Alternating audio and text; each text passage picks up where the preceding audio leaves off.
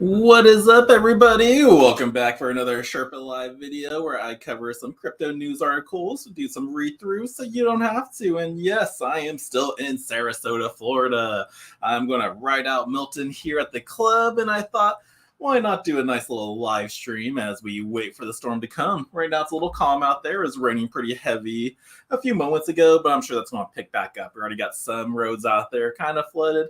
Thank goodness the club here is at least at an 18-foot elevation. So, hey, if you get 10, 15 feet, well, it's going to come close, but we still should be fine. I think the biggest thing we got to worry about is just the winds once it hits. But, yeah, it's going to be a fun night. So I will be here all night, most likely all day tomorrow, and then just helping out with cleaning up and just everything that needs to be done. So, yeah, I got a couple of news articles we can go over today. Found a couple since last night. The first one we're going to go over is how Ethereum creator Vitalik Buterin just got nominated for a Nobel Prize. So yeah, will he get it? We don't know, but he is being nominated. So let's go through this news article. What's happening? So yes, Ethereum creator Vitalik Buterin is to get nominated for a Nobel Prize in economics. Yep, this guy right here. Everyone calls him an alien, but he is a very, very smart man. But yeah, so in this post, Vitalik Buterin, Ethereum's creator, is being considered for a Nobel Prize in economics thanks to nomination by economist Tyler Cowen.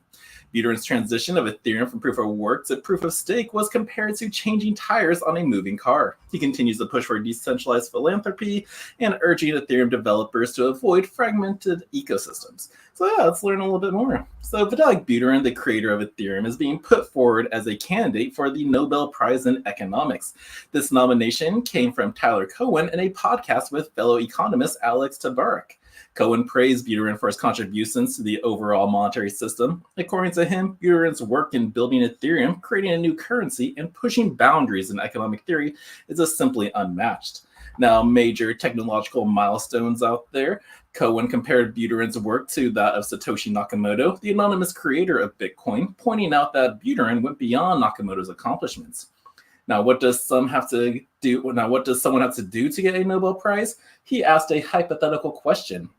Cohen and Tabarrok also discussed Ethereum's transition from proof of work to proof of stake. This changed the way transactions are validated on Ethereum's blockchain and was a massive technical challenge. Tabarrok likened it to, you ever seen those videos of these guys in Saudi Arabia where they change the car tire while the car is moving? Well, that's what Ethereum did. Ethereum was launched in December of 2013 and was designed to do more than what Bitcoin could do. While Bitcoin was limited to being a digital currency, Ethereum's platform supported decentralized applications and financial tools. Cohen believes that the transition to proof of stake without interrupting operations was an incredible feat that deserves recognition on the world stage, specifically a Nobel Prize. Now, the discussion also touched on Buterin's personality, with Cohen described him as a super polite. He said Buterin would be wonderful at this ceremony if awarded.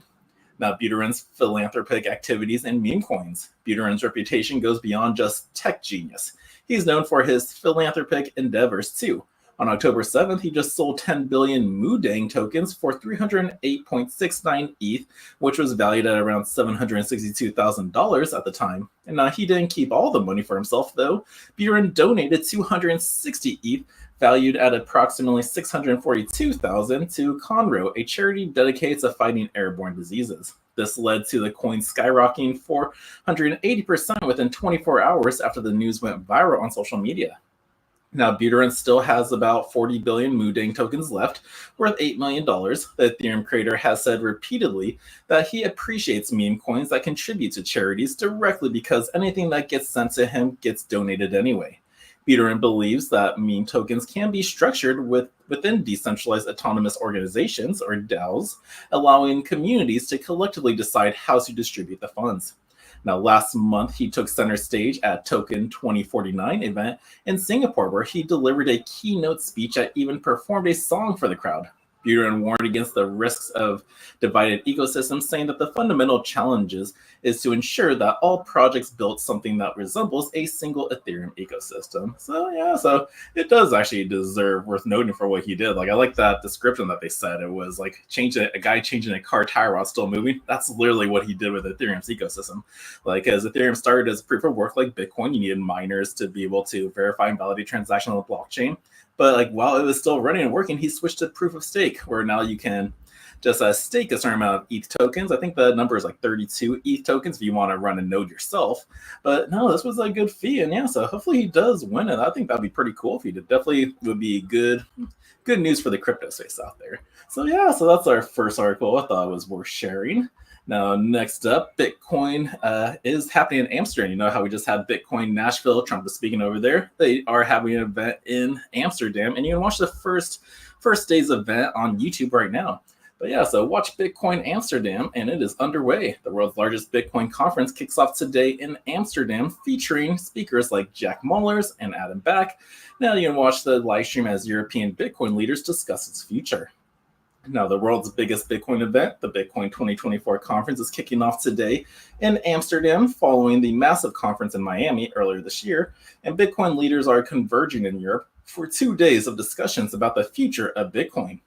Now, Bitcoin 2024 Amsterdam is expected to draw over 5,000 attendees who will hear from more than 150 speakers on October 9th to the 10th. Headliners at the Amsterdam event include Jack Mallers, CEO of Strike, who will discuss the Bitcoin revolution. Elizabeth Stark of Lightning Labs will also lead sessions. Other featured speakers include Blockstream CEO Adam Back, German Parliament member Joanna Kotar, and many other industry leaders out there. Kotar will present on how Bitcoin will transform national economies. With inflation surging in Europe, Bitcoin's potential as a hedge against currency devaluation will be a hot topic. Regulators' challenges and the future of Bitcoin mining and scaling solutions are also sure to be discussed. Amsterdam represents the heart of Bitcoin innovation and political disruption in Europe, but now the continent has become ground zero for both Bitcoin innovation and controversy. The annual event serves as a forum to debate Bitcoin's global impact and the rapid changes tipping the scales of financial and power, with so many prominent Bitcoiners gathered, announced, and surprised are anticipated. Now, Bitcoin's 2024 Industry Day will be live streamed on Bitcoin Magazine's YouTube channel and X starting today at 8:30 a.m. CET. So the event did already kick off, so you can just go straight to YouTube like after this video if you want. Click Bitcoin Magazine Amsterdam, and you will find day one's event happening. So yeah, so pretty cool. So go give that a watch. Definitely a lot of great speakers to listen to. And definitely if you're learning about Bitcoin, it's like definitely a great way to just get started. Now, what else is happening in the news? Let's see. Oh, looks like Tether celebrates its 10-year anniversary right now. I can't believe it's been 10 years since a stablecoin USDT has been around. But yeah, CEO Paulo Ardoino details plans for the future of its token. So let's find out what its future plans are. On Sunday, Tether, the issuing company behind the largest and most widely used stablecoin on the market, USDT, marked a significant turning point by celebrating. Hold on, I didn't have my light on. By celebrating, where I was, I already lost track of where I was. On Sunday, Tether's issue company behind the largest and most widely used stablecoin on market USD marked a significant turning point by celebrating its 10th anniversary. In a recent interview with Fox Business, Tether CEO Paulo Ardoino addressed a widespread criticism of the company's alleged lack of transparency regarding its reserves and recent achievements and plans. Now, Tether's surveillance task force, Ardoino, who stepped into the CEO role back in 2023 after serving as the company's chief technology officer for 6 years, outlined the Tether strategies for revitalizing its brand in the coming months. These efforts include forming partnerships with U.S. law enforcement agencies and enhancing its collaboration with broker-dealer Cantor Fitzgerald and CEO of Howard Lutnick. Now, if you're wondering, like, oh, are they going to be, why are they working with like governments out there? Tether is a very centralized coin out there, so it's not a decentralized token. They can freeze tokens if they want to. So, but they are looking forward to progress these partnerships out there. Ardoino highlighted that Tether now collaborates with over 180 law enforcement agencies across 45 jurisdictions, including the FBI and the Department of Justice. This collaboration with law enforcement has been significant, with the Department of Justice acknowledging Tether's assistance in freezing illicit funds. And recently, Tether partnered with other crypto firms, including Tron and TRM Labs, to establish a surveillance task force to combat financial crime associated with USDT. Ardoino noted that Tether has some 350 million users worldwide, and many of whom live in developing countries where they use USDT as a hedge against weak monetary systems and unstable currencies.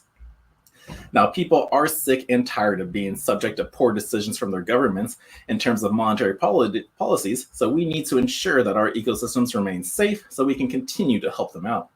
Now, allegations of illicit finance and corruption, Despite this, Tether has faced persistent criticism by regulators about its alleged involvement in illicit finance, including money laundering and ransom payments. Allegations suggest that the company has enabled sanctioned countries such as North Korea, Russia, and Iran to avoid traditional financial systems, contributing to crime and terrorism. Now, this summer, Tether became the target of a multi-million-dollar advertising campaign by the nonprofit group Consumer Research, which accused the company of corruption through digital billboards in Times Square and television ads. Now, addressing these criticisms, Arduino acknowledged that Tether has been naive in the past, failing to adequately respond to concerns, pointing out that the company did not establish a public relations team until 2022. I feel sad because it's misrepresentation of a technology and company that is helping hundreds of millions of people, he said. As part of its efforts to combat illicit activities, Tether has blocked over $1.8 billion in USDT for more than 1,850 crypto wallets out there. According to coordinating closely with U.S. agencies in 636 of these actions. Now, there is hopeful for shifting attitudes toward digital assets. During an interview, Arduino also expressed openness to an audit by one of the big four accounting firms in the U.S., but pointed to the current regulatory environment as a barrier. The CEO highlighted that the challenges posed by anti-crypto lawmakers, particularly mentioning Massachusetts Senator Elizabeth Warren, which complicates the ability of auditors to engage with crypto firms, especially those based outside the U.S. Now, looking ahead, Arduino is hopeful that the outcome of the upcoming U.S. election in November will shift regulatory attitudes towards the digital asset market. He said, "When I was a kid, I remember how the U.S. was king of every new technology and discovery. Now, for the first time in history, the U.S. has dropped the ball and probably one of the most revolutionary technologies of our times," which is true. So elections are very, very important for this year's coming cycle. And yeah, so whatever happens, we'll see. Like right now, we have, like again, Hurricane Milton coming, like definitely hitting Florida. What does Florida have? 30, 33 electoral votes out there. So that's a lot. So I don't know, is this planned? Is it not? What do you guys think? But yeah, so Paulo Arduino is hopeful of it, but congratulations on the 10 years Tether.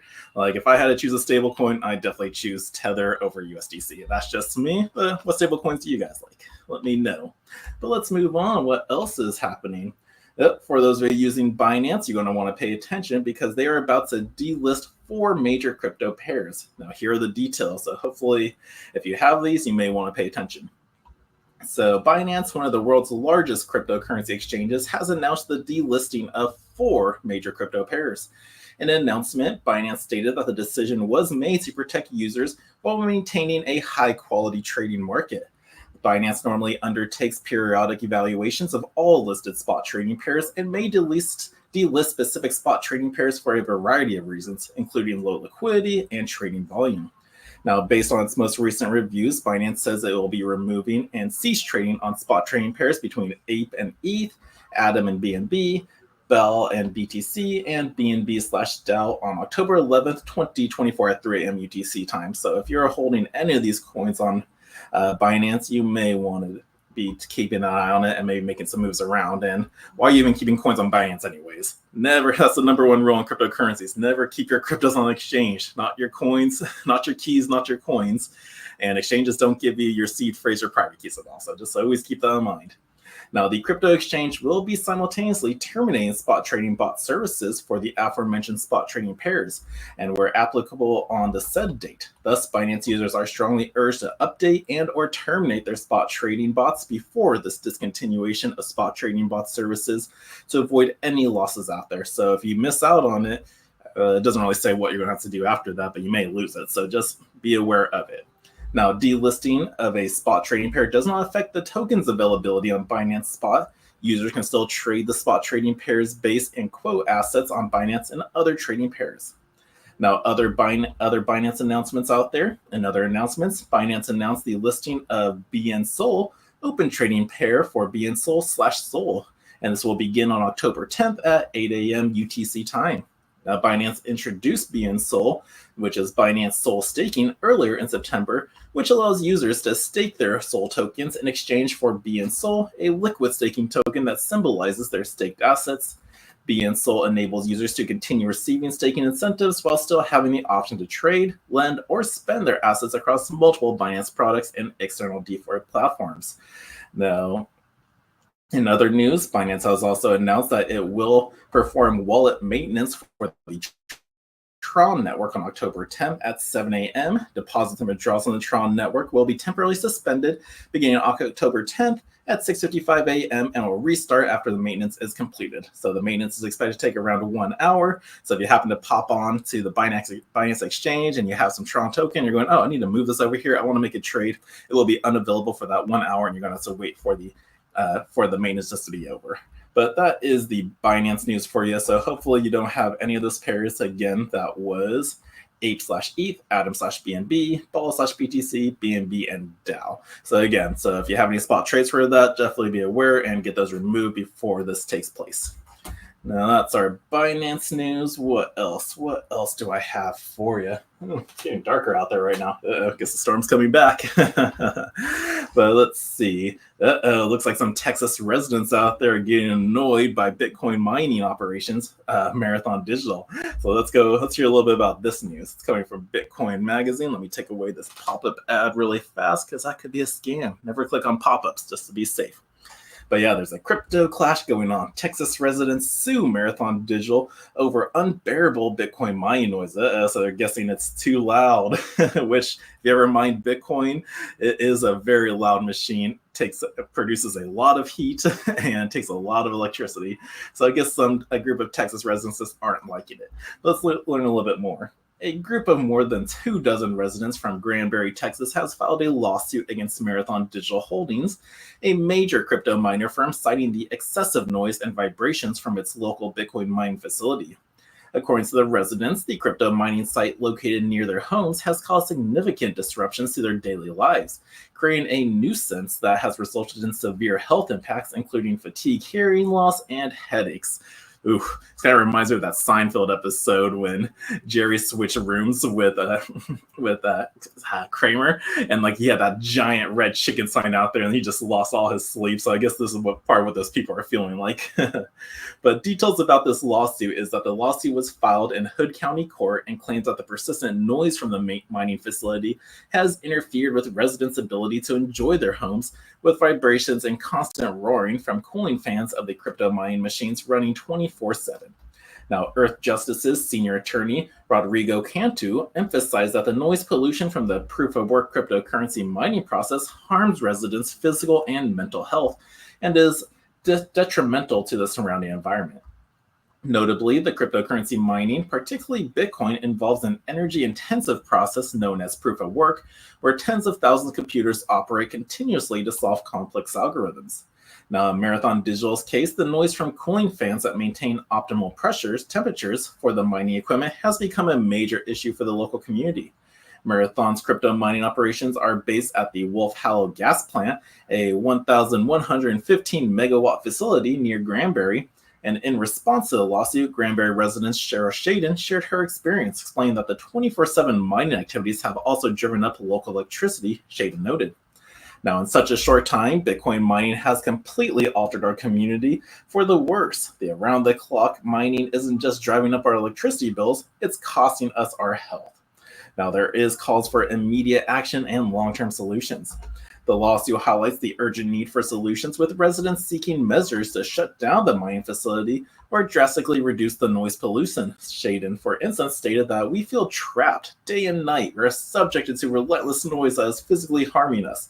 We aren't asking for much, just for Marathon to take responsibility and restore our peace of well-being. So the lawsuit, led by the Earth Justice on behalf of the citizens concerned about Wolf Hollow, demands that Marathon Digital just either mitigate the noise pollution or shut down its operations. So most likely they will help mitigate the sound. How will they do it? I'm not sure. There's probably tons of options out there that they can take, but it's definitely a lot more beneficial to do that, because there has been some articles I covered where Bitcoin mining does help the electrical power grid, like during heat waves, winter storms, and you need a lot of power to go to these homes out there. Bitcoin miners can just be shut off, and then that power that was being used for that can be moved to these homes around them.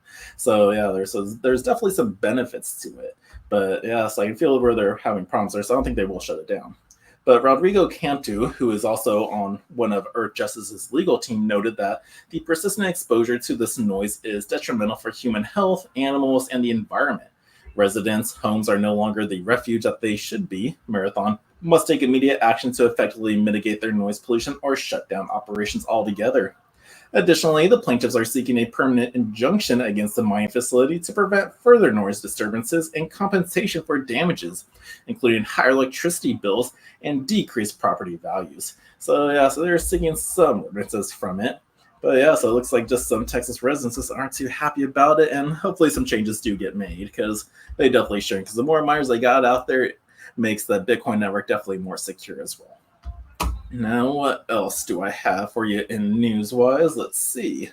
It looks like South Korea plans to regulate cross-border stablecoin transactions. South Korea's Financial Service Commission plans to consult with other jurisdictions, including Japan and the EU, on stablecoin rules out there. So yeah, adoption is happening, and people are working with other countries going, how does this work for you? What should we do? So let's find out. South Korea's government plans to apply for foreign exchange rules to cross-border transactions involving dollar-pegged stablecoins. On October 8th, the country's Ministry of Economy and Finance reportedly announced that it was reviewing measures to ensure the soundness of stablecoin transactions. The government agency said that apart from being used to transact and exchange within the crypto ecosystem, stablecoins are also used in cross-border transactions. This means that stablecoins' functions expand to global transfers, which may require different rules out there. Now, consulting with other jurisdictions. Furthermore, the Financial Service Commission, South Korea's top financial regulator, will prioritize and discuss stablecoins in the second legislative stage of the country's Virtual Asset User Protection Act. The FSS reportedly plans to consult with other regulators in international jurisdictions, including Japan and the European Union. Now, despite the statement, the government agency did not provide a specific consultation timeline. Stablecoins regulation will also reportedly begin with a system for issuing won-pegged tokens. This means a legal system for stablecoins pegged to South Korea's won fiat currency will first be established and then applied to foreign currency stablecoins. The Japanese government issued rules on stablecoins after the Terra collapse in 2022, and on June 3rd, 2022, Japan banned stablecoin issuance by non-banking institutions. However, it did lift the ban back in 2023. Meanwhile, the EU's markets and crypto asset regulation came into force in June, leading crypto exchanges to delist non-compliant stablecoins. Now, South Korea also tightens crypto regulations. South Korea recently tightened its measures by enforcing laws to protect crypto users. On July 19th, its Virtual Asset Protection Act came into effect, compelling virtual asset service providers in the country to maintain stricter rules to protect user assets. Now, the laws require VASPSs to take out insurances against hacks and malicious attacks. They also mandate that providers keep users' assets separate from exchange tokens while keeping customers' deposits in the bank. Now, the law also includes regularly reviewing token listings on exchanges, and the South Korean government will also impose severe punishments on violators. This includes jail sentences and fines of 3 to 5 times the amount of illegally acquired profits. So that's good news on them, because they need to be more on top of it and everything to just keep peace of mind. It prevents hackers and hacks out there. So this is when governments do get involved with crypto. They're just trying to make it a little bit more safer for the people who use it. But again, if you want to take the chance to be on the DeFi side, go for it. Just always be aware of what you're being involved with. Now, all right, what else? I think I got about one more article for you, which is a bribe that happened, a Bitcoin bribe to be specific. So yeah, Bitcoin bribe worth $73 million lands Russian investigation of a 16-year prison sentence. A Russian investigator was convicted of accepting roughly $73 million in Bitcoin from an organized crime group he had been looking into. So, this dude's in trouble. Don't do illegal stuff, people. Just do everything safe and right. That way you don't become like this guy. Just don't take bribes. That's just a big no-no just in general. But let's learn a little bit more about this story. So a former Russian investigator received a 16-year prison sentence on Tuesday for taking bribes in Bitcoin, marking the largest bribery case in Russian history. Marat Tambayev accepted roughly $73 million in Bitcoin from organized criminals he was investigating, more than 5 times the amount of the former highest bribe in Russia, Reuters reported, citing Russia's media reports. Now, Tambiev moved more than half of the organized crime group's Bitcoin into his own cryptocurrency wallets, allowing them to keep the other half of the funds instead of seizing all the assets for the state. Now, according to Russian prosecutors, investigators discovered the wallet's key and file called Pensions of Tambiev's laptop. Ooh, why do you even keep it as a key? That's also a rule when you write down your seed phrase. And private keys, it's like never have a digital copy of it because this could happen. Just have it written down, put in a safe. Most people don't even know what it's about. But Tambiev has asserted his innocence in court, alleging that his actions enabled the state to recover some of the crime group's proceeds. He plans to appeal his conviction, according to the Russian state media. Now, more than a third of the funds were once held on Tambiev's computer, and they have been recovered. The locations of the rest of the Bitcoin still remain unclear, which is why we actually love crypto. Nobody knows what you got. If you have them in your own non-custodial wallets, nobody knows what you got. Just that seed phrase and private key is the only access point you have. And it's a public transaction on Bitcoin's blockchain, so you can see transactions happen. You can see what wallets have crypto in it, but you don't know who owns it. Now, an alleged accomplice of the former investigator received a 9-year prison sentence in connection with this case as well. Now, this isn't the first time criminals have tried to bribe high-ranking officials and law enforcement with Bitcoin in recent years. In 2022, the U.S. Justice Department reported that Chinese intelligence officers paid $61,000 in Bitcoin bribes to a double agent working on behalf of the FBI. So bribes with Bitcoin aren't new. It's happened before, but now this is just the biggest one in Russian history for taking place. So $75 million in Bitcoin. Gee, that is a lot. Oh, 73. That's about an extra 2 million. That's still a lot of Bitcoin out there. But yeah, so crazy news and just stuff that happens in this space. But that was all the news articles I got for you. Yeah, it helped kill some time as we wait for Milton to keep approaching. Let's take a look at the Bitcoin price and fear and greed index. I don't think much has changed since last night's video. Yes, the fear and greed index is still at a 42 neutral phase. I feel like this will change later on in the day. So people are just neutral about it. We're not at the median point. Again, if you don't understand the fear and greed index, it really just keeps track of people's really emotions. When people are fearful, it's usually a great time to buy because they're selling at a low point. But when people are greedy, you want to kind of be cautious about it because people may be dumping it soon.